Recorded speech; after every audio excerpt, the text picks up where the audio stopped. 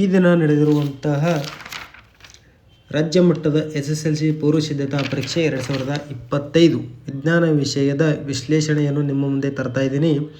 So ವಿದ್ಯಾರ್ಥಿಗಳೇ, ಭಾಗ A ಭೌತ ವಿಜ್ಞಾನ. ಇದರಲ್ಲಿ ಪ್ರಶ್ನೆ 1, ಬಿಟ್ಟ ಸ್ಥಳಗಳನ್ನು ತುಂಬಿ ಬರೆಯಿರಿ. ಅದರಲ್ಲಿ 1ನೇ ಕ್ವಶನು, ಸಾಮಾನ್ಯ ದೃಷ್ಟಿ ಹೊಂದಿರುವ ಒಬ್ಬ ಪ್ರೌಢವಯಸ್ಕನಲ್ಲಿ ಕಣ್ಣಿನ ಗರಿಷ್ಠ ದೂರ ಬಿಂದುವು ಎಷ್ಟು ಅಂತ ಕೇಳಿದ್ದಾರೆ. Option A 25 centimetre, option B ಅನಂತ ದೂರವಾಗಿರುತ್ತದೆ, option C 100 centimetre, option D 50 centimetre. ಇದರ ಆನ್ಸರ್ ಬಂದುಬಿಟ್ಟು ಆಪ್ಷನ್ ಬಿ ಅನಂತ ದೂರ. 2ನೇ ಕ್ವಶನು, ಕೆಳಗಿನವುಗಳಲ್ಲಿ ಕಾಂತೀಯ ಬಲರೇಖೆಗಳ ಒಂದು ಗುಣವನ್ನು ಹೇಳಿ ಅಂತ ಕ್ವಶನ್ ಇದೆ. ಆಪ್ಷನ್ ಎ, ಕಾಂತದ ಒಳಭಾಗದಲ್ಲಿ ಕಾಂತೀಯ ಬಲರೇಖೆಗಳ ದಿಕ್ಕು ದಕ್ಷಿಣ ಧ್ರುವದಿಂದ ಉತ್ತರ ಧ್ರುವದ ಕಡೆಗೆ ಇರುತ್ತದೆ. ಆಪ್ಷನ್ ಬಿ, ಕಾಂತೀಯ ಬಲರೇಖೆಗಳು ಒಂದನ್ನೊಂದು ಛೇದಿಸುತ್ತವೆ. ಆಪ್ಷನ್ ಸಿ, ಕಾಂತದ ಒಳಭಾಗದಲ್ಲಿ ಕಾಂತೀಯ ಬಲರೇಖೆಗಳ ದಿಕ್ಕು ಕಾಂತದ ಉತ್ತರ ಧ್ರುವದಿಂದ ದಕ್ಷಿಣ ಧ್ರುವದ ಕಡೆಗೆ ಇರುತ್ತದೆ. ಆಪ್ಷನ್ ಡಿ, ಕಾಂತೀಯ ಬಲರೇಖೆಗಳು ಆವೃತ್ತ ಜಾಲಗಳಾಗಿಲ್ಲ. ಇದರ ಆನ್ಸರ್ ಬಂದುಬಿಟ್ಟು ಆಪ್ಷನ್ ಎ, ಕಾಂತದ ಒಳಭಾಗದಲ್ಲಿ ಕಾಂತೀಯ ಬಲರೇಖೆಗಳ ದಿಕ್ಕು ದಕ್ಷಿಣ ಧ್ರುವದಿಂದ ಉತ್ತರ ಧ್ರುವದ ಕಡೆಗೆ ಇರುತ್ತದೆ. 3ನೇ ನಂಬರ್ ಪ್ರಶ್ನೆ, ನಿಮ್ನ ಮಸೂರದಿಂದ ಉಂಟಾಗುವ ಪ್ರತಿಬಿಂಬದ ಸ್ವಭಾವವು ಹೇಳಿ ಅಂತ ಇದೆ. ಆಪ್ಷನ್ ಎ, ಮಿಥ್ಯ ಮತ್ತು ತಲೆ ಕೆಳಗೆ, ಆಪ್ಷನ್ ಬಿ ಮಿಥ್ಯ ಮತ್ತು ನೇರ, ಆಪ್ಷನ್ ಸಿ ಸತ್ಯ ಮತ್ತು ನೇರ, ಆಪ್ಷನ್ ಡಿ ಸತ್ಯ ಮತ್ತು ತಲೆ ಕೆಳಗೆ. ಇದರ ಆನ್ಸರ್ ಬಂದುಬಿಟ್ಟು ಆಪ್ಷನ್ ಬಿ ಮಿಥ್ಯ ಮತ್ತು ನೇರ. ಪ್ರಶ್ನೆ 2, ಕೆಳಗಿನ ಪ್ರಶ್ನೆಗಳಿಗೆ ಉತ್ತರಿಸಿ. 1 ಅಂಕದ ಪ್ರಶ್ನೆ 2ರಲ್ಲಿ 4ನೇ ಕ್ವಶನು, ಬಾಹ್ಯಾಕಾಶ ನಿಲ್ದಾಣದಲ್ಲಿರುವ ವ್ಯಕ್ತಿಗೆ ಆಕಾಶವು ಕಪ್ಪು ಬಣ್ಣದಲ್ಲಿ ಕಾಣುತ್ತದೆ, ಸಮರ್ಥಿಸಿ. ಇದರ ಆನ್ಸರು, ಅತಿ ಎತ್ತರದಲ್ಲಿ ವಾಯುಮಂಡಲ ಇಲ್ಲದೆ ಇರುವುದರಿಂದ ಬೆಳಕಿನ ಚದುರುವಿಕೆ ಉಂಟಾಗುವುದಿಲ್ಲ. ಪ್ರಶ್ನೆ 2ರಲ್ಲಿ 5ನೇ ಕ್ವಶನು, ಕೆಳಗೆ ಕೊಟ್ಟಿರುವ ಚಿತ್ರವನ್ನು ಗಮನಿಸಿ. X ಮತ್ತು Y ಎಂಬ ಒಂದೇ ವಿಧದ ಲೋಹದ ತಂತಿಗಳನ್ನು ಕ್ರಮವಾಗಿ P ಮತ್ತು Q ಆ್ಯಮೀಟರ್ಗಳಿಗೆ ಸಂಪರ್ಕಿಸಲಾಗಿದೆ. ಹೆಚ್ಚಿನ ಪ್ರಮಾಣದ ವಿದ್ಯುತ್ ಪ್ರವಾಹವನ್ನು ಸೂಚಿಸುವ ಆ್ಯಮೀಟರ್ ಯಾವುದು ಮತ್ತು ಏಕೆ? ಇದರ ಆನ್ಸರು, ಲೋಹದ ತಂತಿ A ಜೊತೆ ಸಂಪರ್ಕ ಹೊಂದಿರುವ ಆ್ಯಮೀಟರ್ ಹೆಚ್ಚಿನ ವಿದ್ಯುತ್ ಪ್ರವಾಹ ಹರಿವನ್ನು ತೋರಿಸುತ್ತದೆ. ಏಕೆಂದರೆ ವಾಹಕ ತಂತಿಯ ಅಡ್ಡ ಕೊಯ್ತ ಹೆಚ್ಚಾದಂತೆ ವಾಹಕದ ರೋಧ ಕಡಿಮೆಯಾಗುತ್ತದೆ. ಪ್ರಶ್ನೆ 2ರಲ್ಲಿ 6ನೇ ಕ್ವಶನು, ಕ್ರೌನ್ ಗಾಜಿನಲ್ಲಿ ಚಲಿಸುತ್ತಿರುವ ಬೆಳಕಿನ ಒಂದು ಕಿರಣವು ಓರೆಯಾಗಿ ಗಾಳಿಯನ್ನು ಪ್ರವೇಶಿಸುತ್ತದೆ.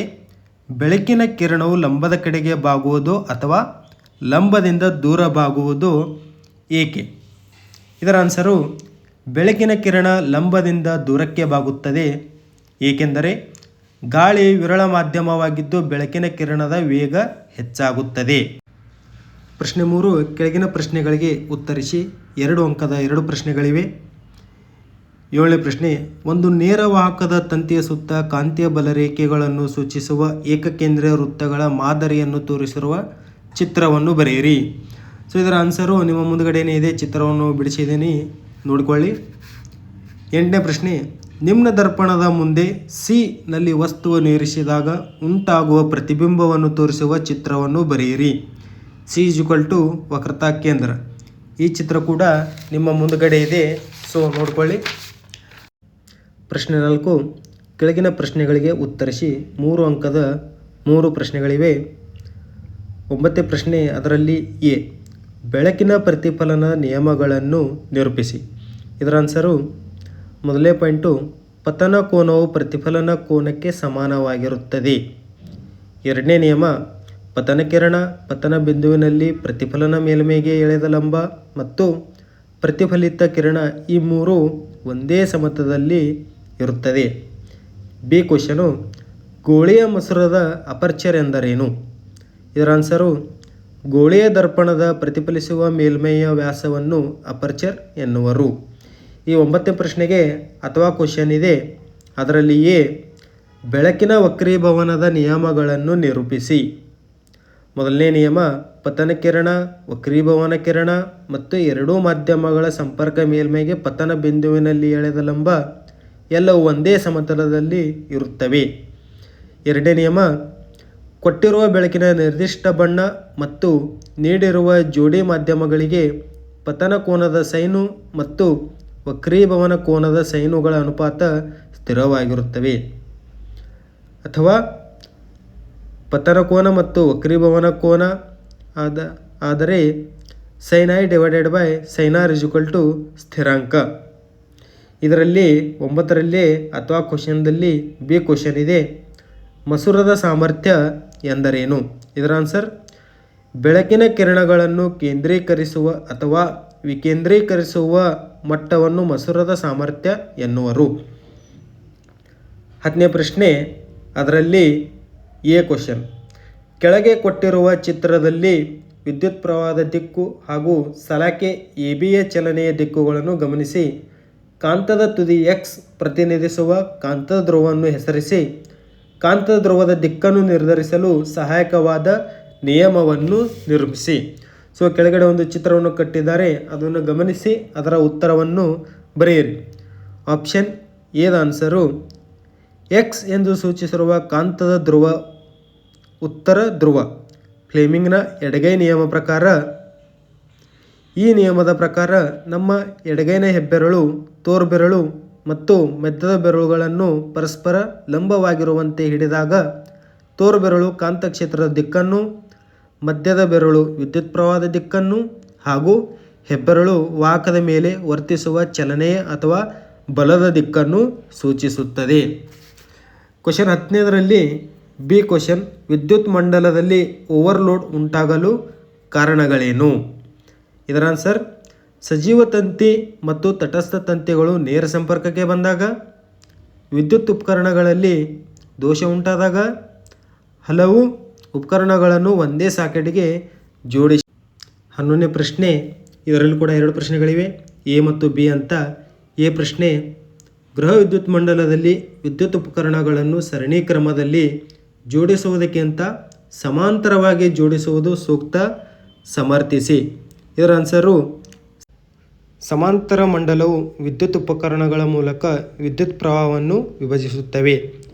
ನಿರ್ದಿಷ್ಟವಾಗಿ ಪ್ರತಿಯೊಂದು ವಿಭಿನ್ನ ಉಪಕರಣವು ವಿಭಿನ್ನ ರೋಧವನ್ನು ಹೊಂದಿರುವಾಗ ಮತ್ತು ಸರಿಯಾಗಿ ಕಾರ್ಯನಿರ್ವಹಿಸಲು ವಿಭಿನ್ನ ವಿದ್ಯುತ್ ವಾಹಕದ ಅಗತ್ಯವಿರುವ ಸಂದರ್ಭಗಳಲ್ಲಿ ಇದು ಸಹಾಯಕವಾಗುತ್ತವೆ. B question. ಇದರಲ್ಲಿ ವಿದ್ಯುತ್ ಇಸ್ತ್ರಿ ಪೆಟ್ಟಿಗೆ ಮತ್ತು ವಿದ್ಯುತ್ ಟೋಸ್ಟರ್ಗಳ ತಂತಿಯ ಸುರುಳಿಗಳಲ್ಲಿ ಮಿಶ್ರಲೋಹವನ್ನೇ ಬಳಸುತ್ತಾರೆ, ಸಮರ್ಥಿಸಿ. ಇದರ ಆನ್ಸರು ಮಿಶ್ರಲೋಹದ ರೋಧಶೀಲತೆಯು ಅದರ ಘಟಕ ಲೋಹಗಳಿಗಿಂತಲೂ ಸಾಮಾನ್ಯವಾಗಿ ಹೆಚ್ಚಿನದಾಗಿರುತ್ತವೆ ಮತ್ತು ಮಿಶ್ರಲೋಹಗಳು ಹೆಚ್ಚಿನ ತಾಪಮಾನದಲ್ಲಿ ಸುಲಭವಾಗಿ ದಹಿಸುವುದಿಲ್ಲ. ಪ್ರಶ್ನೆ 5. ಈ ಕೆಳಗಿನ ಪ್ರಶ್ನೆಗಳಿಗೆ ಉತ್ತರಿಸಿ. 4 ಅಂಕದ 2 ಪ್ರಶ್ನೆಗಳಿವೆ. ಟೋಟಲ್ ಆಗಿ 8 ಮಾರ್ಕ್ಸು. 12ನೇ ಪ್ರಶ್ನೆ, ಇದರಲ್ಲಿ ಎ ಪ್ರಶ್ನೆ. ಸಮೀಪ ದೃಷ್ಟಿ ಅಂದರೆ ಮಯೋಪಿಯಾ ಎಂದರೇನು? ಈ ದೋಷಕ್ಕೆ ಕಾರಣಗಳೇನು? ಇದರ ಆನ್ಸರು ಸಮೀಪ ವಸ್ತುಗಳನ್ನು ಸ್ಪಷ್ಟವಾಗಿ ನೋಡಬಲ್ಲ ಆದರೆ ದೂರದ ವಸ್ತುಗಳನ್ನು ಸ್ಪಷ್ಟವಾಗಿ ನೋಡಲಾಗದ ದೃಷ್ಟಿ ದೋಷವನ್ನು ಮಯೋಪಿಯಾ ಅಥವಾ ಸಮೀಪ ದೃಷ್ಟಿ ಎನ್ನುವರು. ಕಾರಣ ಕಣ್ಣಿನ ಮಸೂರದ ವಿಪರೀತ ವಕ್ರತೆ ಮತ್ತು ಕಣ್ಣು ಗುಡ್ಡೆಯು ಸಹಜ ಸ್ಥಿತಿಗಿಂತ ಉದ್ದವಾಗಿರುವುದು. ಇದರ 12ನೇ ಪ್ರಶ್ನೆಯಲ್ಲಿ ಬಿ ಪ್ರಶ್ನೆ. ವಾತಾವರಣದಲ್ಲಿ ಕಾಮನಬಿಲ್ಲು ಉಂಟಾಗುವ ವಿದ್ಯಮಾನವನ್ನು ವಿವರಿಸಿ.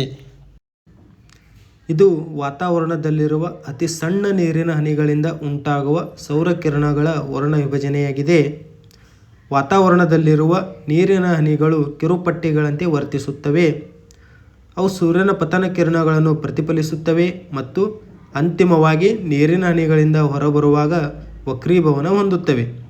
ಬೆಳಕಿನ ವರ್ಣ ವಿಭಜನೆ ಮತ್ತು ಆಂತರಿಕ ಪ್ರತಿಫಲನದಿಂದಾಗಿ ವಿವಿಧ ಬಣ್ಣಗಳು ವೀಕ್ಷಕರ ಕಣ್ಣನ್ನು ತಲುಪುತ್ತವೆ. 13ನೇ ಪ್ರಶ್ನೆ.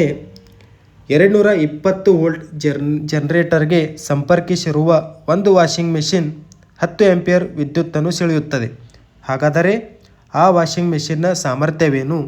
ಇದನ್ನು ದಿನಕ್ಕೆ 6 ಗಂಟೆಗಳ ಕಾಲ ಬಳಸಿದರೆ 1 ಕಿಲೋವ್ಯಾಟ್ ಅವರ್ಗೆ ₹5ರಂತೆ 30 ದಿನಗಳಿಗೆ ಉಪಯೋಗಿಸಿದ ಶಕ್ತಿಯ ವೆಚ್ಚವನ್ನು ಲೆಕ್ಕಾಚಾರ ಮಾಡಿರಿ. ಸೊ ಇದರ ಆನ್ಸರ್ ಬಂದುಬಿಟ್ಟು ದತ್ತಾಂಶಗಳನ್ನು ಕೊಟ್ಟಿದ್ದಾರೆ. V = 220 ವೋಲ್ಟ್, ವಿದ್ಯುತ್ ಪ್ರವಾಹ I = 10 ಆಂಪಿಯರ್, ಸಾಮರ್ಥ್ಯ ಎಷ್ಟು? P = ಎಷ್ಟು? ವಿದ್ಯುತ್ ಸಾಮರ್ಥ್ಯ P = V × I = 220 × 10. ಸೊ ಸೂತ್ರದ ಪ್ರಕಾರ P = 2200 ವ್ಯಾಟ್. 220 × 10 ಗುಣಾಕಾರ ಮಾಡಿದಾಗ 2200 ವ್ಯಾಟ್ ಅಂತ ಬರುತ್ತೆ. = 2.2 ಕಿಲೋ ವ್ಯಾಟ್. ಇದು ದಿನಕ್ಕೆ 6 ಗಂಟೆಯಂತೆ 30 ದಿನಗಳ ಕಾಲ ಬಳಸಿದಾಗ 2.2 × 6 × 30 = 396 ಕಿಲೋ ವ್ಯಾಟ್ ಪ್ರತಿ ಗಂಟೆಯಂತೆ ಆಗುತ್ತೆ. 1 ಕಿಲೋ ವ್ಯಾಟ್ ಪ್ರತಿ ಗಂಟೆಗೆ 5 ರೂಪಾಯಿ ಆದರೆ 396 ಕಿಲೋ ವ್ಯಾಟ್ ಪ್ರತಿ ಗಂಟೆಗೆ 396 ಕಿಲೋ ವ್ಯಾಟ್ ಪ್ರತಿ ಗಂಟೆಗೆ = 396 × 5 = 1980 ರೂಪಾಯಿಗಳು. ಅಥವಾ ಕ್ವಶನ್ ಇದೆ. ಅದರಲ್ಲಿ ಎ, ವಿದ್ಯುತ್ ಬಲ್ಬನ ತಂತುವಿನ ರೋಧವು 880 ಓಹಂ ಮತ್ತು ವಿದ್ಯುತ್ ಹೀಟರ್ನ ಸುರುಳಿಯ ರೋಧವು 1100 ಓಹಂ ಆಗಿದೆ. ಇವೆರಡರನ್ನು 220 ವೋಲ್ಟ್ ವಿಭವಾಂತರದ ವಿದ್ಯುತ್ ಮೂಲಕ್ಕೆ ಸಂಪರ್ಕಿಸಲಾಗಿದೆ. ಹಾಗಾದರೆ ಪ್ರತಿ ಉಪಕರಣವು ಸೆಳೆಯುವ ವಿದ್ಯುತ್ ಪ್ರವಾಹವನ್ನು ಕಂಡುಹಿಡಿಯಿರಿ. ಯಾವ ಉಪಕರಣವು ಹೆಚ್ಚು ವಿದ್ಯುತ್ ಪ್ರವಾಹವನ್ನು ಸೆಳೆಯುತ್ತದೆ? ಇದರ ಆನ್ಸರು ಎ. ಇದರಲ್ಲಿ ಒಂದು ಎಲೆಕ್ಟ್ರಿಕ್ ಬಲ್ಬ್ ಇಲ್ಲಿ ದತ್ತಾಂಶಗಳು ಕೊಟ್ಟಿದ್ದಾರೆ. R = 880 ಓಮ್, V ಅಂದರೆ ವೋಲ್ಟ್ = 220 ವೋಲ್ಟ್. ಇಲ್ಲಿ ವಿದ್ಯುತ್ ಪ್ರವಾಹ I = V / R = 220/880. ಇದನ್ನು ಭಾಗ ಹೊಡೆದಾಗ 0.25 ಆಂಪಿಯರ್ ಅಂತ ಆನ್ಸರ್ ಬರುತ್ತೆ. Electric heater R = 1100 ohm. ಅದೇ ರೀತಿಯಾಗಿ V = 220 ವೋಲ್ಟ್. ಇಲ್ಲಿ I = ಅಂದರೆ ವಿದ್ಯುತ್ ಪ್ರವಾಹ V / R = 220/1100 = 0.2 ampere. Electric bulb ಹೆಚ್ಚಿನ ಪ್ರಮಾಣದ ವಿದ್ಯುತ್ತನ್ನು ಸೆಳೆಯುತ್ತದೆ. ಬಿ ಪ್ರಶ್ನೆ, 25 ವೋಲ್ಟ್ ವಿಭವಾಂತರ ಹೊಂದಿರುವ ಎರಡು ಬಿಂದುಗಳ ನಡುವೆ 5C ಆವೇಶಗಳು ಚಲಿಸಿದಾಗ ನಡೆದ ಕೆಲಸ ಎಷ್ಟು ಅಂತ ಕೇಳಿದ್ದಾರೆ. ನಡೆದ ಕೆಲಸ = ವಿಭವಾಂತರ × ಆವೇಶ. ಸೊ ಸೂತ್ರದ ಪ್ರಕಾರ W = 5 × 25, W = 125 ಜೌಲ್.